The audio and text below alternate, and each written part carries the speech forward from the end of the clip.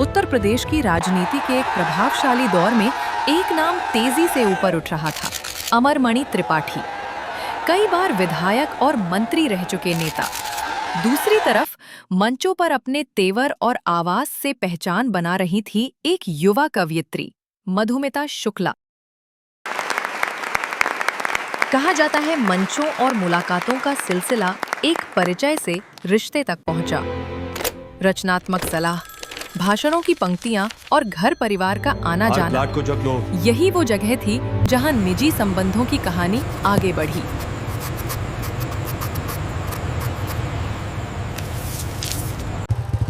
नौ मई 2003, Lucknow, paper mill colony. शाम के वक्त एक घर के भीतर गोली चलने की आवाज। कुछ ही पलों में सब कुछ बदल गया। मधुमिता जमीन पर गिरी मिली।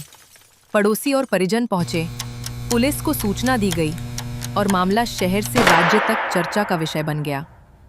प्रारंभिक अंदाजे, लेकिन घर में उथल-पुथल के निशान नहीं थे। जांच में मोबाइल और निजी डायरी मिली। डायरी की पंक्तियों में दर्ज बातें रिश्ते और गर्भावस्था की ओर इशारा करती थीं। पोस्टमार्टम के बाद परिवार की तरफ से अंतिम संस्कार की तैयारी शुरू हुई। इसी बीच वरिष्ठ पुलिस अधिकारियों को सूचना मिली, शव को वापस लखनऊ लाया जाए और गर्भावस्था के संदर्भ की वैज्ञानिक जांच हो।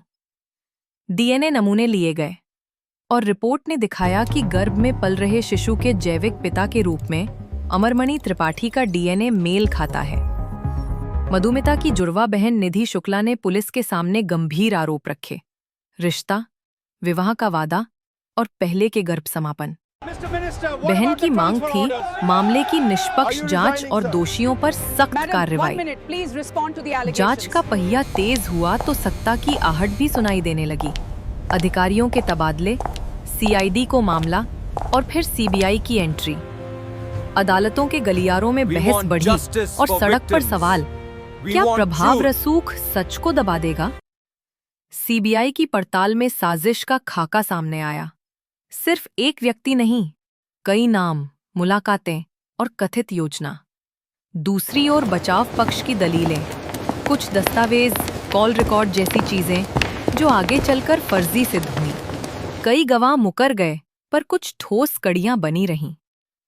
मामला सुप्रीम कोर्ट के आदेश पर उत्तराखंड ट्रांसफर हुआ।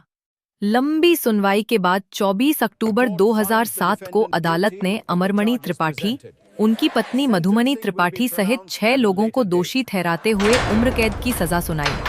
फैसले ने साफ किया, सबूत, परिस्थितियां और साक्ष्य मिलकर हत्या की साजिश की ओर इशारा करते हैं। सजा के बाद भी कहानी यहीं खत्म नहीं हुई। जेल से अस्पताल ट्रांसफर, वर्षों की कानूनी कवायद और फिर 2023 में अच्छे आचरण के आधार पर रिहाई। उधर निधि शुक्ला आज भी अपनी बहन के लिए न्याय और स्मृति की लड़ाई जारी रखे हुए हैं।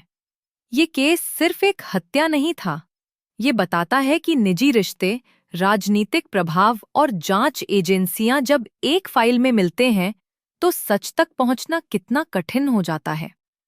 ये कहानी न्याय प्रक्रिया की जटिलताओं पर रोशनी डालती है कि सबूत, पारदर्शिता और संस्थागत स्वतंत्रता ही वो रास्ता है जिनसे किसी एक परिवार का दर्द एक समाज की सीख बनता है। मधुमिता शुक्ला, एक आवाज जो मंच पर गूंजती थी, आज दस्तावेजों और फैसलों में दर्ज है।